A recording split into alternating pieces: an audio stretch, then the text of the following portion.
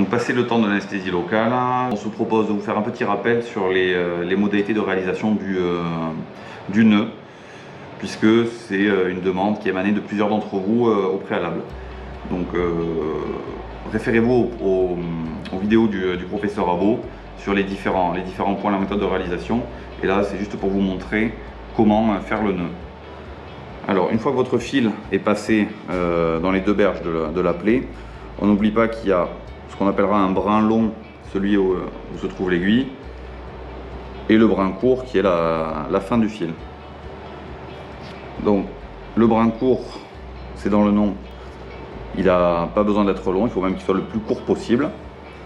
Pour la réalisation du nœud, je mets ma pince au milieu,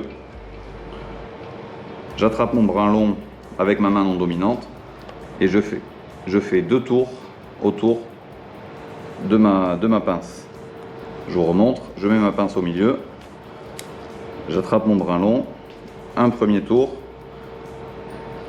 un deuxième tour, j'ouvre ma pince et je vais attraper le brin court avec, je verrouille, et donc il s'agira de croiser les nœuds, donc je tire le brin court au travers des 2 boucles que je viens de faire, en croisant mes 2 bras et en rapprochant les berges. Et une fois que j'ai fait ce premier nœud, évidemment là on a un tissu qui est particulièrement résistant, je lâche, mon brin court et mon brin long ont changé de sens. Mon brin long, en tout cas, se trouve à droite et maintenant mon brin court à gauche.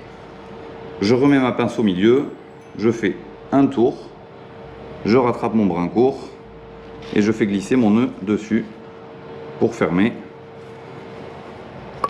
Hop. Et enfin, on fait au moins un 3e passage avec des tours de pince qui à chaque fois se font dans un sens ou dans l'autre, en les alternant de manière à verrouiller les nœuds.